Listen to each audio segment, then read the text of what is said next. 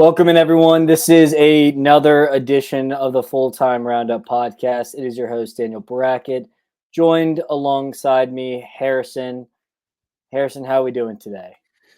Doing great. Both our squads won midweek. Can't be upset. You take those, even though obviously yours is a little more consequential than mine. A win's a win. It was a pretty good week for the Premier League in general. If your name's not Manchester United, Spurs won, Chelsea won, Villa won, City won. I don't know if I'm missing any, and then United tied, obviously, and we'll get into that. So just to kind of give you guys the lay of the land here, we're going to talk some Champions League, a little bit of Europa, give you a preview for this weekend's action, and then our best bets. Just a reminder, this is the last weekend before international break. So we will be posting an episode next week recapping this weekend's action, and then we might have some fun content for you guys during the international break as we might do an episode or two just to take a break. But happy to get into it here and wanted to go ahead and start us off. This Champions League slate was on absolute crack, Harrison. I mean, we had huge underdogs upsetting teams. We had some wild instant classics. It seems like this, even though it's a new Champions League format, it's actually pretty enjoyable getting to see teams matched up against a whole host of different other teams, right? So like the group stage, you play the same three teams, and then if you make it out of the group, whatever happens. With this one, you get to play and get exposure to all different leagues, all different teams, and I honestly, I'm enjoying it so far. How about you?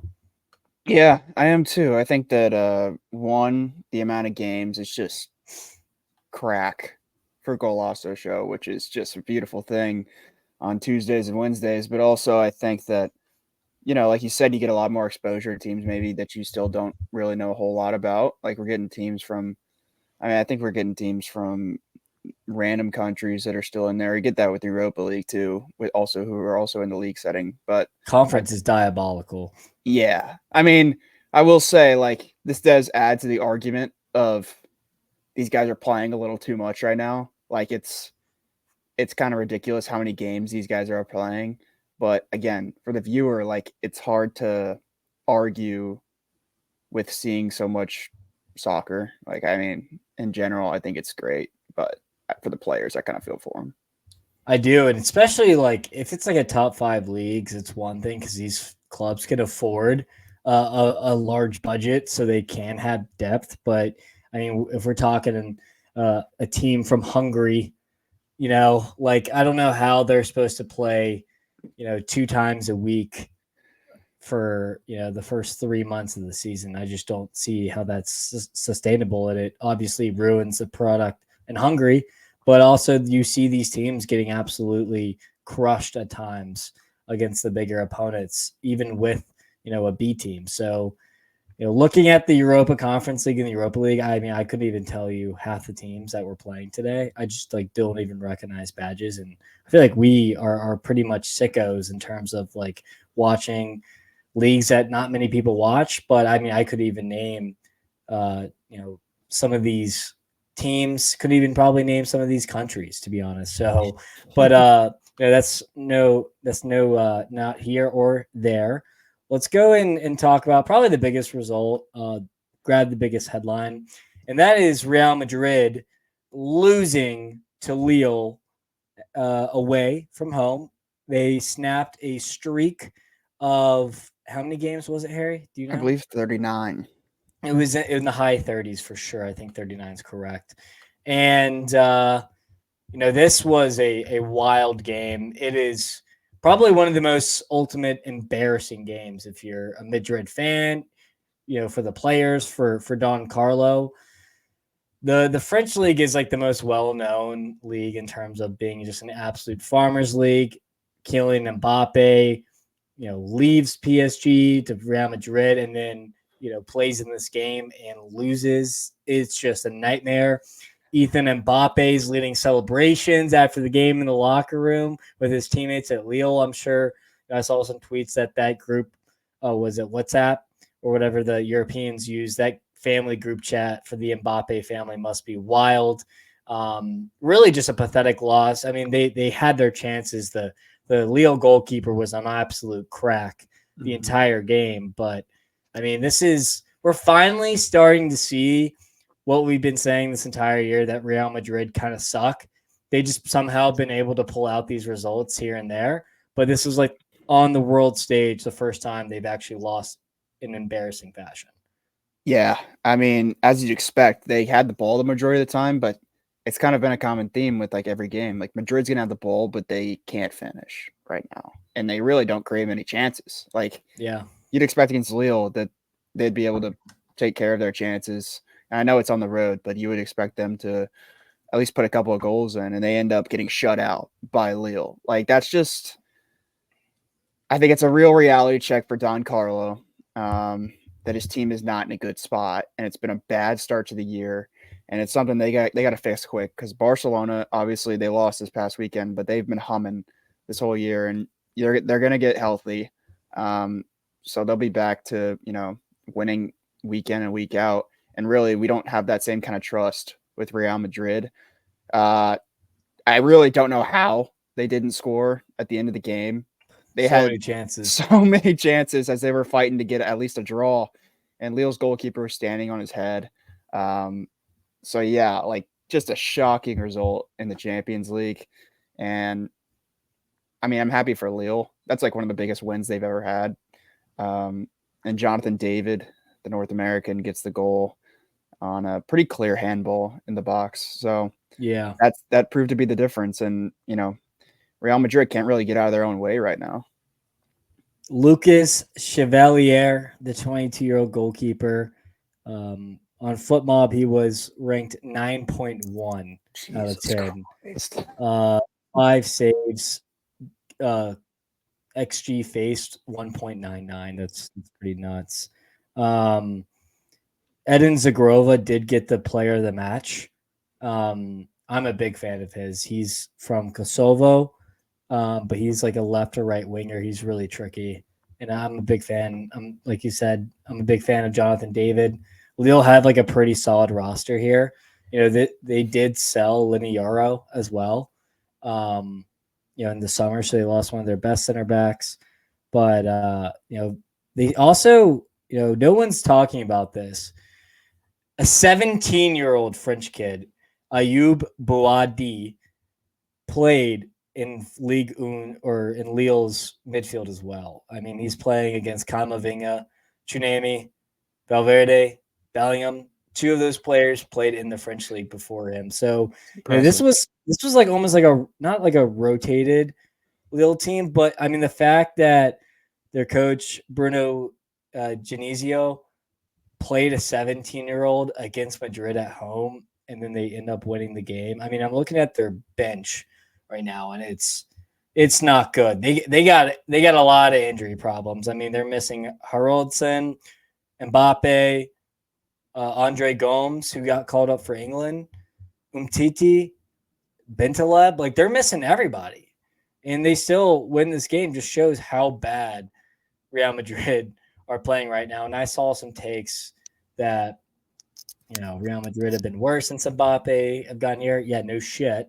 But, I love how the video resurfaces of Luis Enrique pleading with Mbappe, Michael Jordan plays defense. Like, you got to play for the team. It's not all about scoring goals. It's not all about the personal accolades. Like, you need to be part of the team. And I think it's really good timing for that video to come out, because you see, Bellingham's just busting his ass to get to a loose ball and kind of kicks in the middle. And he sees both Vinicius and Mbappe just walking, not even trying to get the ball. And you see him punch the ground and just go like ape shit at the two. When you have these strikers, and we saw it with PSG for years, like when you have a Messi, Neymar, Mbappe up front, and they're not going to play defense, you're playing 3 men down half the game. Like, I get with the ball, it's great. But if, when you don't have the ball, it's, you're just completely at a disadvantage. And so, I mean, what we said about this Real Madrid team last year is they played like a team. You could feel that team and the unity. I just don't feel that. I don't feel like they're sacrificing, accolades or, certain stats for the good of the team. And that's what, I think Don Carlo has to figure out ASAP. No question. I mean, I feel like we saw the first signs of this in the Super Cup, and we all just kind of blamed it on it's the first game with the team. It's their first real game when they played Atalanta in the summer, and not in possession. Real Madrid looks super, just kind of lost, and Atalanta was just passing right through them. And I feel like you mentioned, Mbappe and Vinicius not being involved defensively. I mean, they still are suffering from that in some sense. Like they just they can't, once they lose it, it takes them much longer than it usually would take a Real Madrid team to win it back. Mm-hmm. And that's part of the reason why they've been a little slower, I think, to find the net because they're not in possession as long. And also they've been giving up a lot of chances in almost all of their games. Yeah. Even in La Liga, like to teams that you wouldn't expect. Like I'm thinking back to, I mean, they drew Mallorca first game of the year. I believe they played I want to say they played Vallecano close for a little bit, or maybe it was somebody else, but another game on the road where they just did not look like defensively they were very strong. So for sure, Carlo's got a lot to figure out still. And I think Mbappe and Vinicius, while they are phenomenal offensively, them not taking part at all defensively, especially being two of them and not just one of them. You're losing the game too, especially. Like, what kind of fucking mentality is that? I don't know. It's pathetic. And I mean, like, sorry to interrupt you, but I mean, they better figure this shit out quick because they play El Clasico at the end of October. And if you play a good team playing this style of football, you're going to get blown out. Yeah. Plain and simple. It doesn't matter if it's at the Bernabeu or the referee is going to give you penalties every single game. You're going to lose games against good opponents. And especially with how Barca's going right now. Like you put this Barca against this Real Madrid, like it's no contest in my opinion. Give me the kids all day. Yeah. And I think you're seeing like some of these other stars. Like no one has said a word about Jude Bellingham all year. You know why? Because he's doing defensive work for like three people right now. So is Camavinga, Tsunami, and Valverde. I mean, you're hurting one of your star boys, is like one of your best players because he's literally having to do a role that he shouldn't be having to do. It's ridiculous. But I mean, that's my rant for Real Madrid. I don't like them. They're too top heavy, like we've been saying for a while. And I don't know where you go from here. I don't know, but that's why they paid Don Carlo the big bucks. Another huge result, and Harrison, I mean, I got to give you props to this one because you made a phenomenal point. This is the Aston Villa Bayern Munich game. You mentioned how Aston Villa hasn't been in the Champions League in forever, and you thought back to that PSG Newcastle game where Newcastle went and blew PSG out of the water because the atmosphere was phenomenal. A little bit of that kind of happened today, this week. Aston Villa win 1-0 over Bayern Munich. Bayern Munich might have dominated the game, but at the end of the day, Villa got 3 points here. And I saw a video. I'm taking Unai Emery over Vincent Kompany every single day and twice on Sundays. No question. That's not, I feel like over Kompany, that's not a debate. Now, if you want to make, I think the real debate is the one that you mentioned, him and Arteta, but I'm taking Unai Emery over Arteta. I still lean, I think Unai, just from what he's been able to like deal with squad selection wise compared to Arteta is not even close. And he's come out on top. I mean, look at Villa, dude. This is while they have a ton of talent, like in the Prem, to get top 4 last year is still so impressive. And he's getting the most out of his players. You can't say anything else about that. Villa looked They looked solid. I thought Bayern, like you said, kind of controlled the game for the most part. But you put on the super sub, dude, and this guy, John Duran, is an absolute freak right now. He's like 6 goals in under 300 minutes. Just It's an nuts. absolute killer. And they're when all he's in there. worldies. Yeah, the goal he scores, like midway between midfield and the box, sees Neuer off his line and just buries it over him. I mean, an unreal goal. The scenes at Villa Park, like you'd imagine, super high energy. The place was going bananas. They were going bananas when I thought Pau Torre scored the first goal of the game in the first half, and that place was bedlam. They call it back on VAR, but then it's even sweeter. The Duran wins it late. And Emi Martinez made some ridiculous saves at the end of that game to secure the win. Just really happy for Villa, obviously. A massive win for their entire club. And I think Bayern will be fine. I mean, that's a tough atmosphere to go into. And they played a solid game, but big ups to Villa. I mean, I think they deserve it. Yeah, there's nothing like having it take for multiple weeks and then kind of seeing it like unveil in front of your eyes. They draw Bayer Leverkusen, and then they lose to Villa, and now they have to play Frankfurt at the weekend. It's a tough run. Let's go. Come on, frauds. But I'm not there yet. I'm not on the fraud train yet. I just don't think they're as good as people say they are. But another thing about Unai Emery, you mentioned it. He gets the best out of his players. Well, he started Jaden Philogene, who played in the championship for Hull City last year.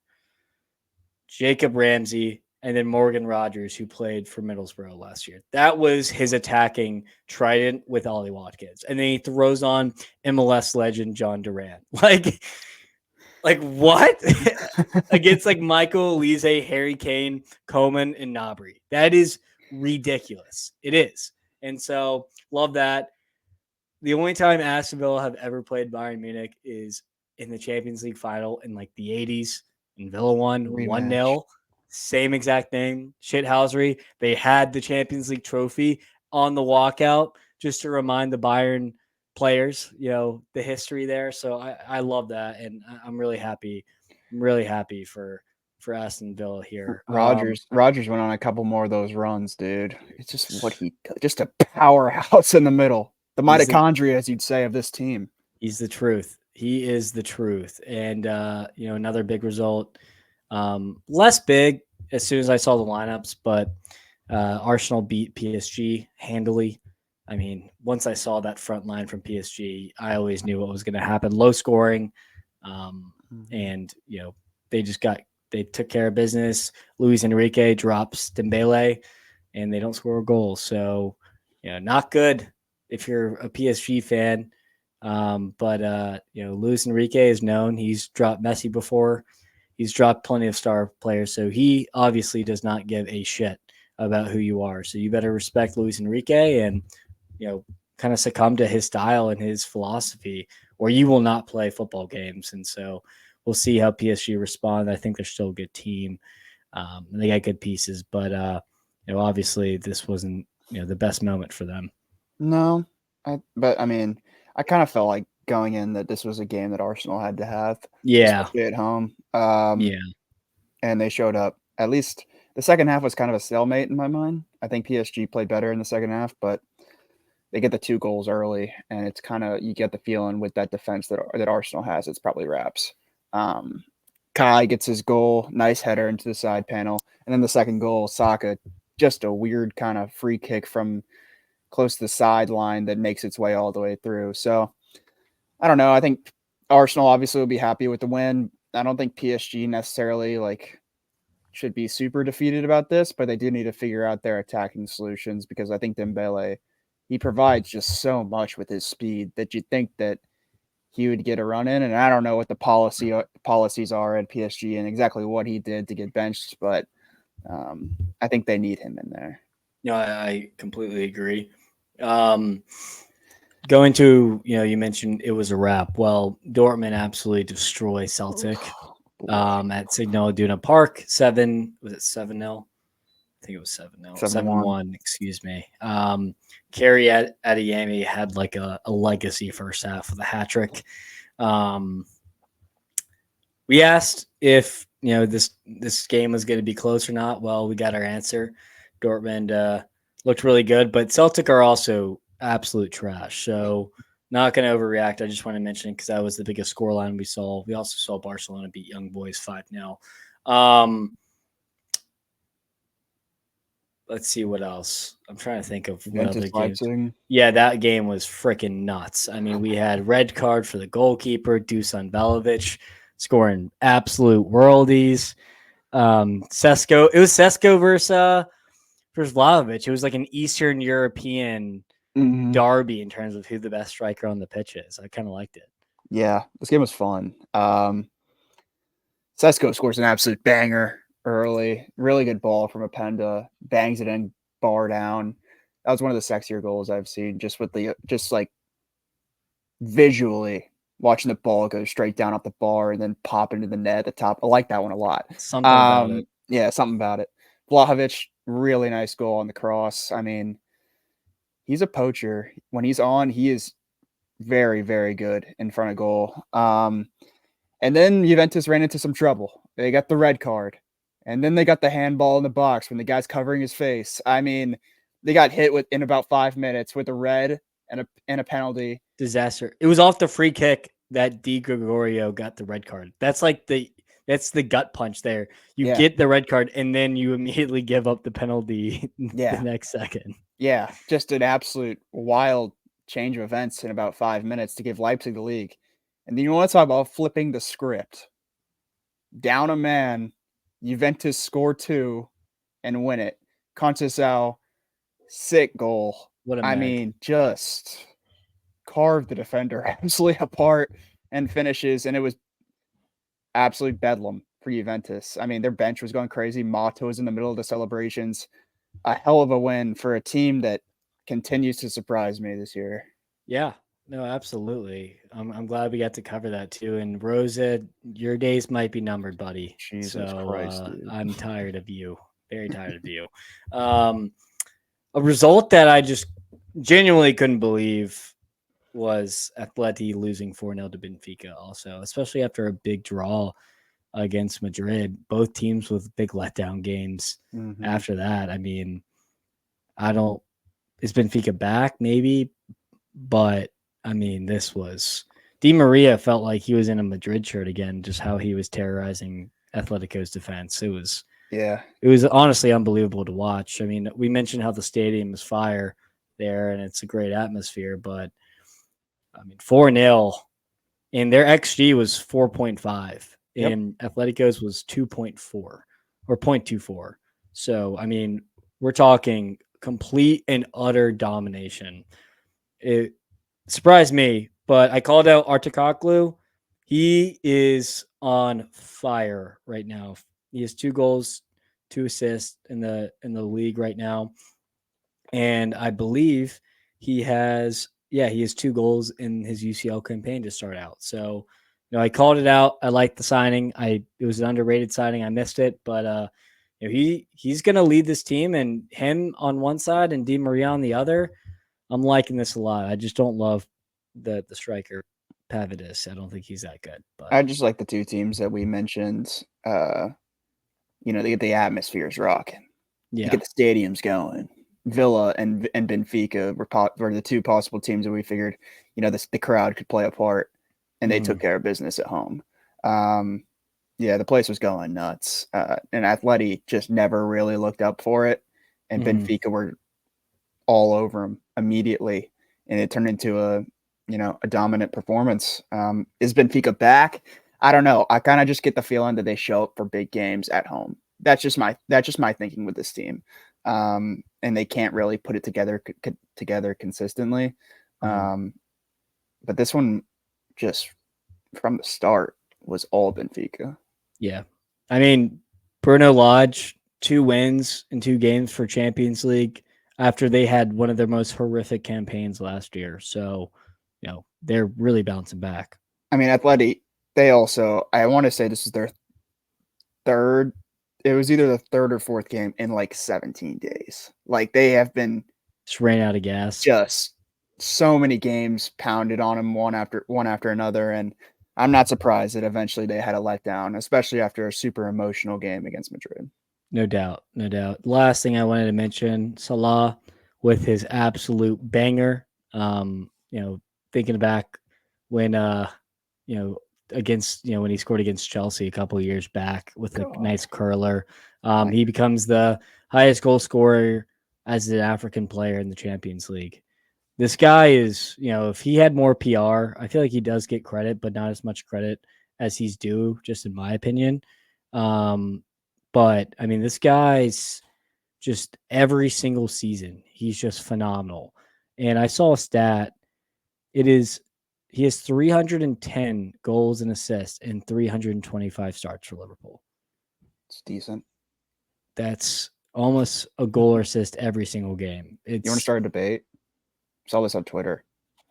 Let's hear it. Right now, would you take Palmer or Salah? Right now? Right now. I'm taking Palmer over Salah. Okay. But there were I saw a lot of Liverpool fans still backing him, and I was like, right now? I know he's still very, very good right now, but I mean, over a length of time.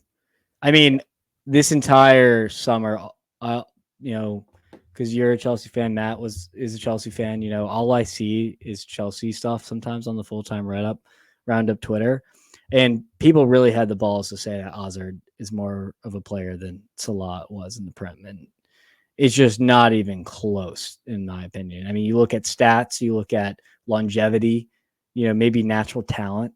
Hazard has him on. I think naturally, I think Hazard might be a better player, but stats-wise, Salah's got to beat easily. We're talking legacy. We're not talking like natural ability either. That was like the argument was just like, who's a better Premier League legend? I just don't even think it's close. But yeah, no, anyways, congrats to Mo for that. And, may long it continue. Sign him up for a new contract. We'll see here. Now, Europa headlines, we're just going to do these really quick. Ange Postecoglou and Spurs doing really well with the kids. Two games, 2 wins expected. They really rested guys here against, I think it was a Hungarian team. That's not an easy away. Fenerbahce, not an easy away game. So, congrats to them. And then Galatasaray loses a lead twice in a week. They were up 3-0 this weekend, and they were up 2-0. And they lost, or they tied to a club that was invented in 2016 in Lavia. As one of the biggest clubs in the world in Turkish Giants, that's obviously unacceptable. You also see Roma lose to Elfsborg in Sweden, unacceptable. And then Porto and United was an instant classic. I don't watch Europa League that much, but I will say that game was a whole lot of fun, especially that first half. There was, 4 goals in the first half? Absolutely bonkers. And Bruno got a red card for the second game in a row, which is always fun. How about Ten Hag bringing off Rashford as early as he did, having a good game too? I mean, it's interesting, but I think it's just purely rotation. I mean, we talked about how many games these guys have to play. It's just kind of surprising to me because is the guy not like kind of fighting for his job right now? Like he is, But to segue into it, I mean, they play Villa this weekend. No, I know they do. I'm just saying, like, the guy needs every result he can get right now. Like, I would think selfishly if I was a manager and I'm thinking about my job, like, he basically took off one of his best players in the first half. Rashford was very good in the first half, and he took him off pretty early. And I know he's thinking about the weekend, and Prem probably does matter more, but like, I don't know. If I was in his shoes, probably would not have done that. If they lost this game, it's a different conversation. The fact that Harry Maguire bailed Manchester United out and they got a draw at the Estadio de Dragao. Yeah, me and my buddy say that's for fun. But Samu's a good player. And Samu, stud. So is Gallardo. So good, Chelsea man. Good to see Porto kind of balling out. All right, preview. You mentioned Villa and United. Who do you have? Villa at home. Oh boy. Let me ride the hot hand. I can't get behind a Manchester United team in the Premier League right now. I'll say 2-1 Villa just because I think that it's been a lot of games for Villa. Like at some point, I feel like the depth is gonna wear them down a little bit. But again, I'm not gonna back United, so I'll say 2-1 Villa. I'll go 2-2. Fun game. Brighton Spurs. Boy, this has all the makings of an absolute shootout, just like Chelsea last week. Spurs starting to find their game a little bit. Brighton off a big blowout loss to Chelsea. 3-3 at the Amex. I love it. I'm gonna go 2-2. I like it though a lot. Let's see here. Frankfurt Bayern. I was mentioning it earlier. What do we think? Mamouche might cause some trouble. But I'll say it's PK back probably too. Yeah.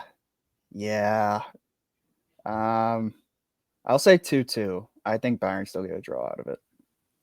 I think Bayern won this game. I think they win 2-1 very narrowly. Not convincingly, but narrowly. Madrid, Real Madrid, Villarreal. This could be a fun game. I kind of like Villarreal in this game, but I think it's going to be close. I'm going to go 3-2. Yeah. No. 3-2, actually. Yeah, I'm sticking with that. Madrid. Okay. Oh, God, no. 2-2. Tie. Can't have them winning. I kind of expect Madrid to take care of business again. It's just going to be one of those games where they're going to be pissed off that they just lost to Lille. So I'll say 3-1 Madrid. Bayern legacy game. Book it. Would be great for the over. Fiorentina Milan, AC Milan, that is. A nice classic rivalry in Calcio. I'll say 2-0 AC Milan. 2-1 Milan for me. And we got our best bets. But before we have our best bets, we decided to compile a love list and a shit list in terms of our betting strategies. So I'm going to go ahead and cover the love list, and I'm going to cover the shit list. You go ahead and start with the love list, Harrison. Okay. Yeah, I mean, these lists really do say a lot about where we're probably heading with our bets for the weekend. And usually they are pretty consistent and have been profitable to us. The list that we love right now, and this is a fluid list throughout the year. This will continue to change, and we will notify you if the list does change. Currently, it's Galatasaray overs, just wide open. Yeah. Bayer Leverkusen overs, bagging goals for fun. Maybe my favorite on the list, Holstein Kiel overs. We mentioned it last step. I mean, sit back, grab a cold one, and watch the game fly. Villarreal overs. Villarreal have hit the over in every single game in La Liga this year, and I hope it continues because currently I'm on the trend. PSV and Lisbon, money line, team total, whatever you want, any game in either the Eredivisie or the Portuguese league, you know that they're going to probably take care of business. And also Bochum overs. Just blew a 2-0 lead and lost 4-2 to Dortmund. And it's a pretty consistent theme for them, not just this season, but also last season. Absolutely. I mean, I couldn't agree more with some of that sentiment you had there. The shit list. Galatasaray money line or spread, because their overs might be great, but they keep giving up leads, and I can't trust them anymore. Portland Timbers overs. They used to be so fun, was riding them all season long, and now they have absolutely killed me. They got a big problem putting the ball in the back of net as of late. RSL Get it straight, overs. Neville. Get it straight, Neville. RSL overs. Also a really fun team to watch. We're really good to start the season just printing numbers. I mean, Chico Arango, Diego Luna, all those guys, they've kind of cooled off as of late. I'm off them now. Real Madrid money line. They are way too bad for me to be taking those juice numbers. No, thank you. Leipzig. Anything with Leipzig. No, thank you. We had the under this week. Disgusting. Not doing it again. Marco Rosa, you are a football terrorist. I hope you get fired. And Atleti. We mentioned it.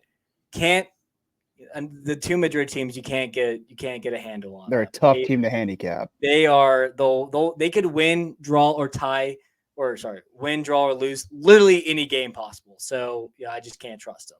With that being said, we do have our cards this weekend. Just an update. I am 74, 64, and 9. I went 2-2-1 this week. So my card, Liverpool, Arsenal, Marseille, money line, Bayern, Kiel over 4. You might be able to alt spread this to like 7. This could be a team. Wolfsburg, Bochum over 3, Villa United over 3, and Juve, Barca moneyline parlayed at even odds. Harrison? Yeah, and my current record all time, 69, 70, and 13. Got to get back over 500. Last week was, or this week for the Champions League, my record was 2-4. Not ideal. We'll bounce back this weekend at least. And my plays are Spurs Brighton over 3.5. If Brighton's playing the high line, I mean, good night. Also, cool, get the 10 too. Could be special. Oh my god! Really could be special. Guys, the Don right now. Could be special. I'm going to throw in a Dominic Solanke anytime goal scorer in that game as well. Why not? I expect Spursy on the board, and he's been hot. Brentford money line. I like the ball that they're playing over at Brentford right now. Another first-minute goal? Wouldn't surprise me. Keep it going. I'd love that. They're playing Wolves, and Brentford's home. I'll back them gladly at plus 100. I like that a lot. Leverkusen Kiel over 4. I mean, he mentioned it. This game could have 10 goals. And Leverkusen's team total also at over 3.5. I mean, this could be one for the ages. Like, I think this could be an absolute blowout. I wouldn't hate if anybody played a Boniface goal. I wouldn't hate if anybody played a Florian Wirtz goal. You're probably going to get every single person on the team involved. I wouldn't be shocked if the entire starting 11 scored. And Real Madrid, Villarreal over 3.5. Ride the trends. Villarreal bad defensively, and this feels like a bounce back spot for Real Madrid. So I'll take the over 3.5. And just since we're having some commentary there, just to recap here, my card: Liverpool, Arsenal, Marseille moneyline parlayed at even odds. Bayer, Leverkusen, Holstein Kiel over 4. Wolfsburg, Bochum over 3. Villa United over 3, and Juve Barca money lines at even odds. Harrison? Spurs Brighton over 3.5 with the Solanke goal. Brentford money line. Leverkusen and Kiel over 4. Also Leverkusen team total over 3.5, and Real Madrid Villarreal over 3.5. Bucket, Harrison, always a pleasure. We'll be back next week with another episode, and we have some fun content ideas for international break. We will see you on the next edition of the Full Time Roundup podcast.